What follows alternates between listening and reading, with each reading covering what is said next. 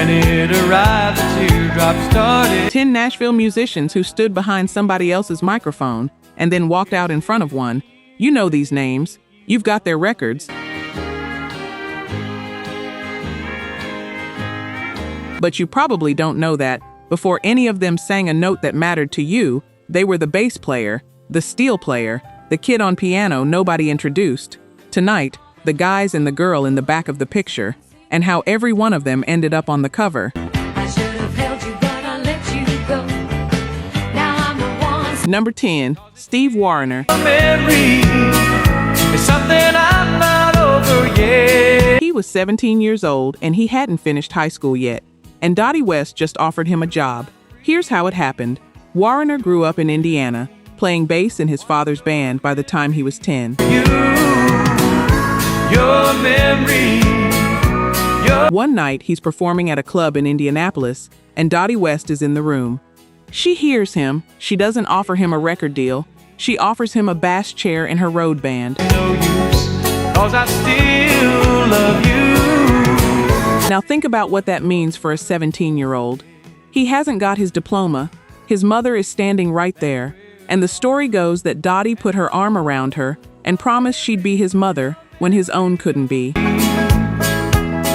When it arrived, the teardrops started. He finished school by correspondence course, out on the road, in the back of a bus. And here's the part that gets me. While he was back there playing bass, Dottie cut Country Sunshine, one of the defining records of her career.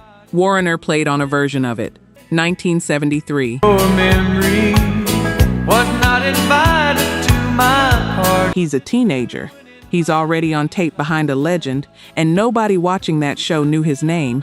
3 years with Dottie, then Bob Luman's band, then, and stay with me on this one, his childhood idol, Chet Atkins, the man he'd worshipped since he was a kid in Indiana, hired him. Memory is something I'm not over yet. As a bass player, the guy he grew up wanting to be made him a sideman first, but Atkins was listening. In 1977, he signed Wariner to RCA, and by 1980, Your Memory gave him his first top 10. All Roads Lead to You went to number 1 the following year. If you've ever had somebody see something in you before you saw it yourself, a boss, a teacher, somebody who just decided you were worth the risk, you know what Dottie West did for that kid. She didn't just hire a bass player, she raised one. And if you were listening to country radio in the early 80s, you heard him become a star without ever knowing where he came from. Your memory don't know the word forget. Number 9, Johnny Rodriguez. Passing through. He got discovered singing in a jail cell, and I know how that sounds, but it's the truth. Sabinal, Texas. One of 10 kids in a 4-room house. His father died of cancer, his brother died in a car wreck, and a teenage Johnny Rodriguez went off the rails and ended up locked up over an unpaid fine. If this ain't where you want to be. He sang in there, constantly, and a Texas Ranger named Joaquin Jackson heard him and told a promoter named Happy Shahan about the kid with the voice. Shahan hired him to sing for tourists at Alamo Village, the mock frontier town in South Texas where they'd filmed John Wayne's Alamo. Don't stop. Singing stagecoach driver, that was the job. And here's where it turns. Tom T. Hall and Bobby Bear came through, heard him, told him to come to Nashville. So he did. 21 years old, stepped off the plane with a guitar and $14. Now, Tom T. Hall didn't hand him a record deal. You think you run into. Hall gave him the lead guitar chair in his road band, The Storytellers. That's the job. Play behind Tom T. Hall. Learn the trade. Write when you can. But here's the problem Nashville had with him. Shahan had been billing him as Johnny Rogers back in Texas because a Mexican-American name wasn't supposed to sell country records. Passing through. Hall and others told him to put Rodriguez back on the marquee. Less than a year later, Hall walked him into Mercury Records. The story is Hall told him to sing I Can't Stop Loving You, half in English, half in Spanish. and the producer said sign him before he finished. If this ain't where you want to be. Pass Me By, If You're Only Passing Through, hit the country top 10, number 9. He became the first Hispanic American to break through as a country star. The ACM named him Most Promising Male Vocalist. Then came You Always Come Back, To Hurting Me, Riding My Thumb to Mexico, That's the Way Love Goes. A bridge to burn to get to. 14 straight top 10 singles. The guitar player in Tom T. Hall's band became a bigger radio act than half the people he'd been backing up. He passed away in May of 2025, and that's a specific kind of American story, the one where the door is locked and somebody who didn't have to opens it anyway. You sure look like the traveling kind to me. Let's look at the numbers. Only 9% of you are actually subscribed. Honestly, that's tough to see. Our team spends days hunting down archives and verifying every single fact just to tell these stories right. If you've made it this far into the video, you're clearly part of the community, so please hit subscribe. It costs nothing and helps us immensely. Now, for those already subscribed, very few of you have made the jump to our membership, and that's a hard pill to swallow because you're the ones who know our value best. If this channel has moved you or inspired you, consider joining. It's the price of one coffee, but it's the literal fuel for this channel. Let's keep this alive together. Back to the story. Number 8. Floyd Cramer. You've heard him, you just never heard his name announced. Somewhere between the late 50s and the early 60s, by some estimates, 1 out of every 4 hit records coming out of Nashville had Floyd Cramer's piano on it. 1 in 4. He was there for Elvis, Patsy Cline, Brenda Lee, Eddie Arnold, Roy Orbison, the Everly Brothers. In 1956, he was in the room for Heartbreak Hotel. He was a member of the A-Team, the best studio players in the country, and absolutely nobody outside Music Row knew who he was. Then, in 1960, at a session for Hank Laughlin's Please Help Me, I'm Falling, Chet Atkins asked Cramer to copy something. There was an unusual piano figure on the songwriter's demo, Don Robertson's demo, where the player slid off a note into the next one. Atkins said do that. So the most famous piano sound in country music history, Cramer heard it on somebody else's demo and made it his. Atkins told him to write something that showed it off. He wrote Last Date, and here's what gets me. Last Date climbed all the way to number 2 on the pop chart, sold over 1 million. The only record standing between Floyd Cramer and the number 1 spot in America was Elvis Presley's Are You Lonesome Tonight? Which Cramer also played piano on. He blocked himself. Think about that for a second. The session man finally steps out front, and the thing keeping him off the top is his own day job. 11 of his singles charted on the Hot 100 between 1958 and 1962 as an instrumentalist. In that era, On the Rebound went to number 3 and number 1 in Britain, and in 1972, Conway Twitty put words to Last Date and took it to number 1 on the country chart. Cramer died of lung cancer on New Year's Eve, 1997. He was 64. 6 years later, 2003, they put him in the Country Music Hall of Fame. In the Rock and Roll Hall of Fame, same year. The only person that's ever happened to. He didn't get to see either one. That's the trade the studio players made. You build the sound of an entire era, and the recognition shows up when you're not around to hear it. Number 7.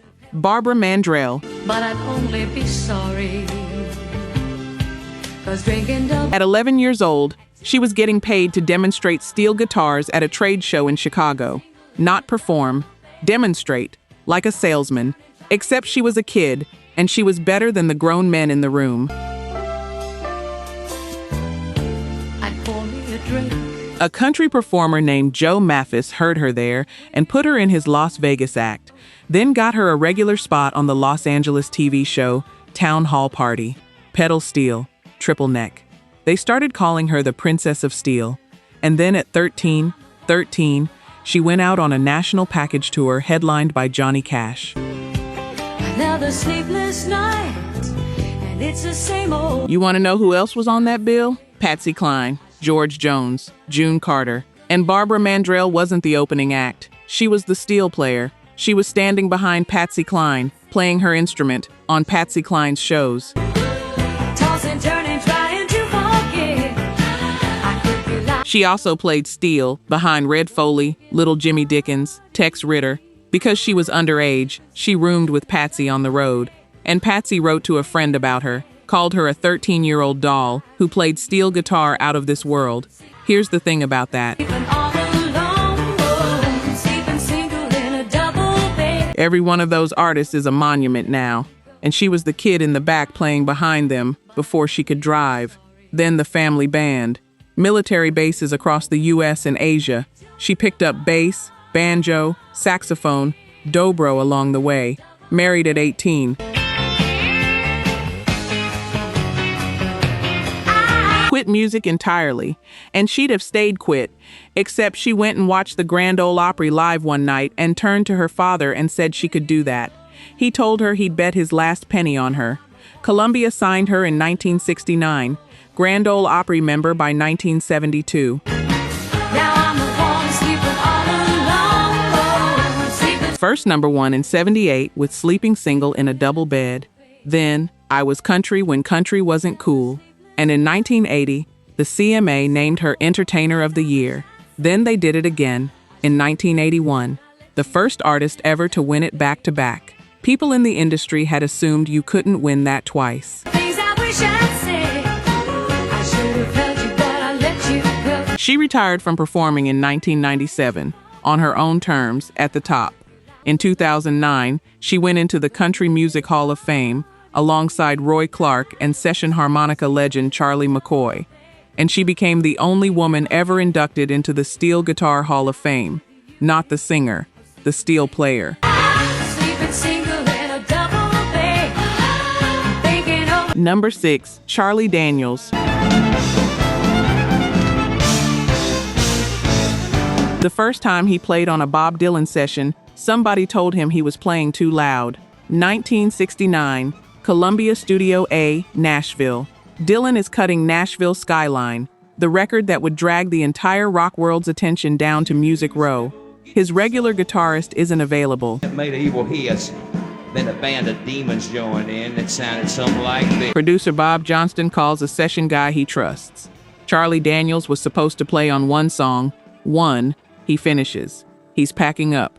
And Dylan asks Johnston where he's going. Daniels called that the moment that changed his life. He stayed for the whole album. Lay, Lady, Lay.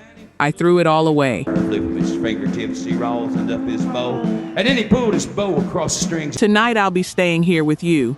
That's him. And this is the part most people don't know. He didn't just play on that one. He turns up on Self-Portrait. He turns up on New Morning. 3 straight Dylan albums. He played fiddle, bass, and guitar on Leonard Cohen's Songs from a Room, and again on Songs of Love and Hate. Devil opened up his case and he said, I'll start this show and fire. He went on the road with Cohen, played with him at the Isle of Wight, at the Royal Albert Hall. He played on Ringo Starr's Bocuse of Blues in 1970, right after the Beatles came apart. Marty Robbins, Pete Seeger, Flatt and Scruggs. Okay, this part gets a little messy, but stay with me. This is a working session musician in Nashville. Rent to pay.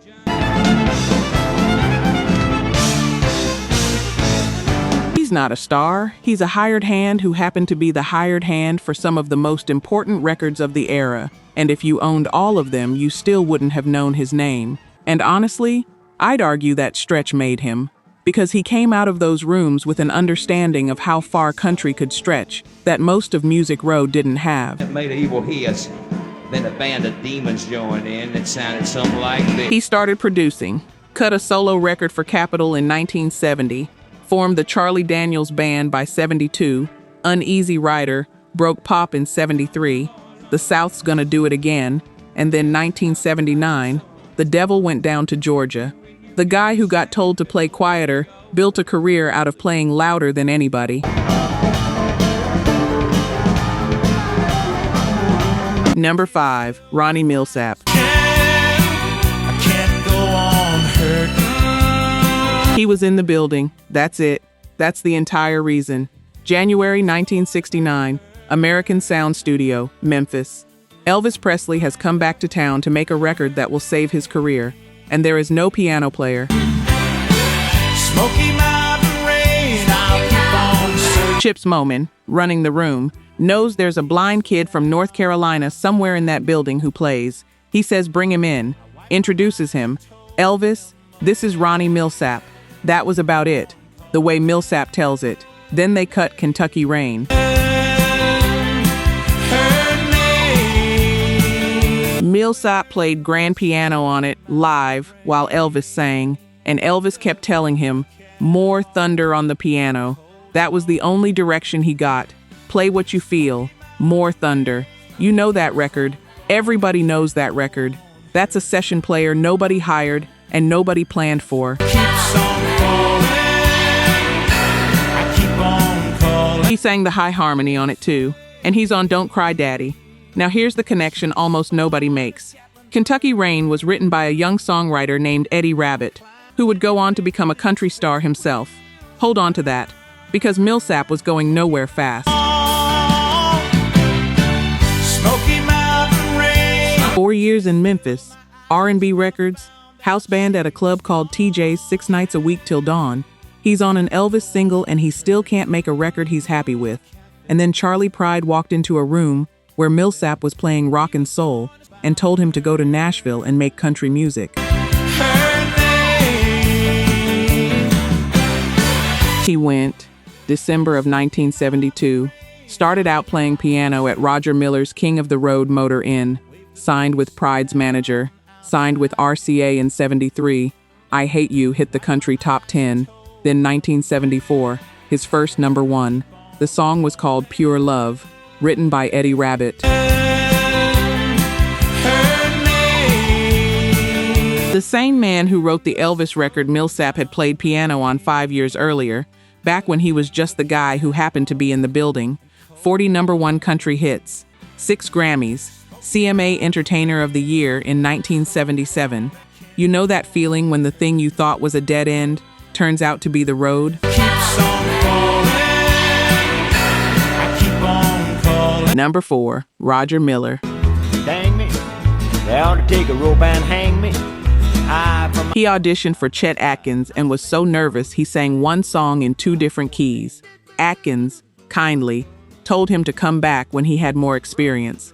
So Roger Miller took a job as a bellhop at the Andrew Jackson Hotel in downtown Nashville, right in the heart of the music district. And he sang to anybody who'd stand still in the elevator. One more time. They started calling him the singing bellhop. That's not a colorful detail. That was his job. He carried bags. His first break was Minnie Pearl hiring him to play fiddle in her road band. His first singles went absolutely nowhere. And then Ferron Young needed a drummer. Here's the thing. Miller had never played drums. And hang me high from the highest tree. Woman, would you weep for Not once. He took the gig anyway, learned on the road, and pounded skins behind Ferron Young for about a year. I know. I didn't believe it either. Fiddle for Minnie Pearl, drums for Ferron Young. And then in 1958, he got hired to front Ray Price's Cherokee Cowboys. Now understand, the whole time he's back there, he's writing. violets are purple, sugar sweet, and so is maple syrup.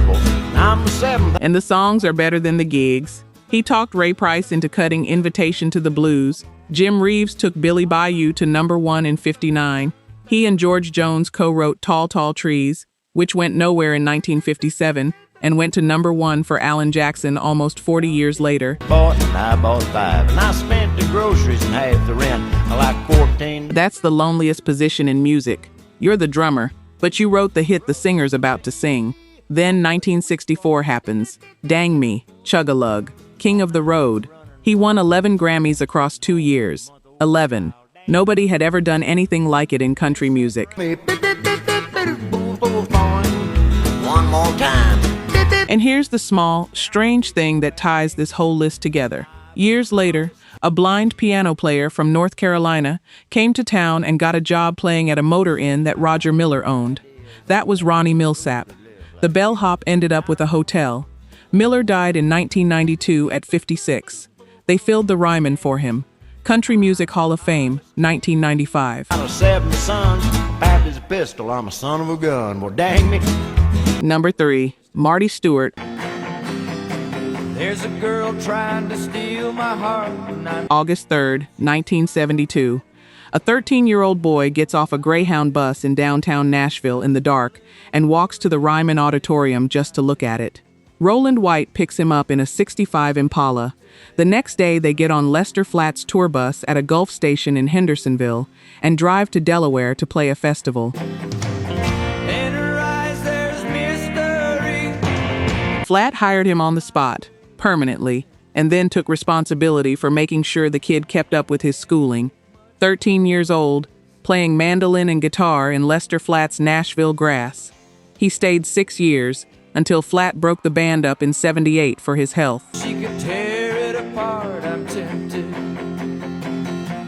Then Vassar Clements, then Doc Watson, then session work. Willie, Emmylou, Neil Young, Billy Joel, Bob Dylan, and in 1980, a luthier introduced him to Johnny Cash.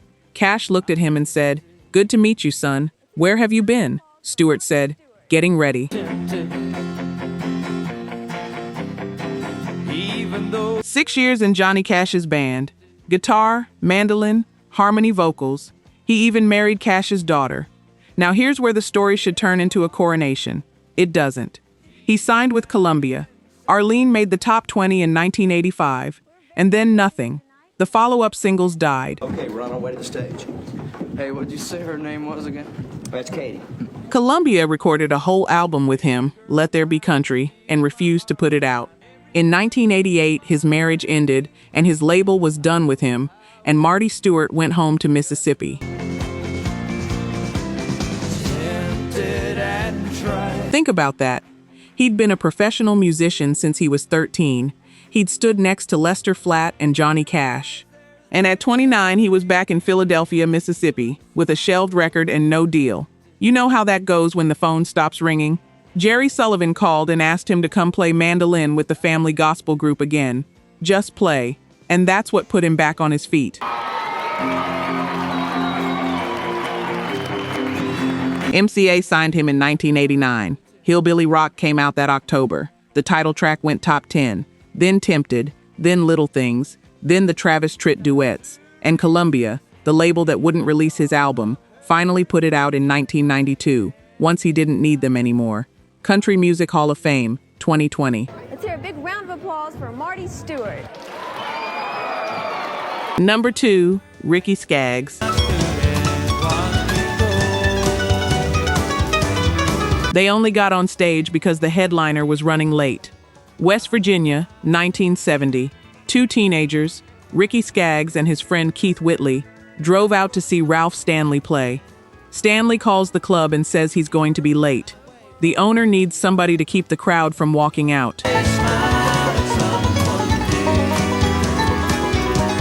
So he puts the 2 kids up there, and they do Stanley Brothers songs, note for note, because that's all they'd been doing for years. Ralph Stanley walks in mid-set and hears 2 boys doing his own music back at him, perfectly. He hired them both, on the spot. Skaggs was 15. That's how you get into the Clinch Mountain Boys. By accident, because somebody's bus was late. Now here's what nobody tells you about that dream. It was brutal. Long hours, terrible money. And by the end of 1972, Ricky Skaggs quit music entirely and went to Washington, D.C. to work in a boiler room for the power company. 15 years old, he's playing with Ralph Stanley. 18, he's got a day job. He came back, the country gentleman, J.D. Crowe and the New South, then his own band Boone Creek, which had Jerry Douglas in it, and for a minute, a kid named Vince Gill. And then Emmylou Harris called. In 1977, he joined the Hot Band, replacing Rodney Crowell. He arranged her bluegrass record, Roses in the Snow, and that album is the reason the 80s sounded the way they did. Epic signed him in 1981. And here's the part that still gets me. His first number one, the record that made Ricky Skaggs a star, was Crying My Heart Out Over You, a Flat and Scruggs song. The man who spent his teens playing other people's music in other people's bands finally got the front of the stage, and the first thing he did with it was carry the old songs up there with him. 11 number ones, youngest member of the Grand Ole Opry at the time, CMA Entertainer of the Year, 1985. Some people say he saved traditional country in the 80s. Others say the timing just broke his way. I'll let you decide that one.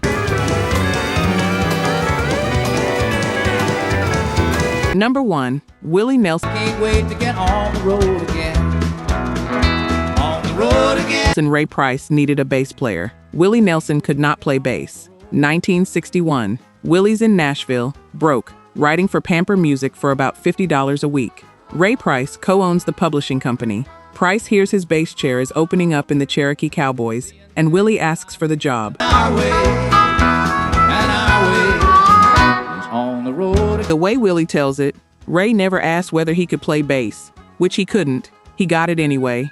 $25 a night, and he took the man's spot in the band from a bass player then known as Donnie Young, who the world would later know as Johnny Paycheck. So sit with that. We're the best of friends, insisting that the world keep turning. The Cherokee Cowboys, at various points in that stretch, ran Roger Miller through the front, Johnny Paycheck on bass, Buddy Emmons on steel, and then Willie Nelson, faking his way through the low end. Here's what makes it hurt. That same year, Willie Nelson wrote Hello Walls for Ferron Young. Like a band of gypsies, we go down the highway. He wrote Crazy for Patsy Cline. He'd already written Nightlife, the song Ray Price himself recorded. So the man standing at the back of Ray Price's stage, playing an instrument he didn't know was, at that exact moment, the best songwriter in America. Nashville just wouldn't let him sing. Just can't wait to get on the road again. They didn't like the voice, too nasal. The phrasing came in behind the beat, and nobody knew what to do with it. He cut demos and labels turned them down. He sold Family Bible outright for $50 before any of it started. The town would take his songs all day long. Seeing things that I may never see again. It would not take him, so eventually he stopped asking. He went home to Texas, grew the hair, made a spare, strange concept record about a preacher on the run called Red-Headed Stranger, and Blue Eyes Crying in the Rain went to number 1 and crossed to pop. He was 42 years old, and here's what gets me about Willie. He never fought Nashville by getting louder. He just left and let them come to him, the bass player who couldn't play bass, standing behind a star, holding the songs that would outlive everybody in the building. We're the best of friends.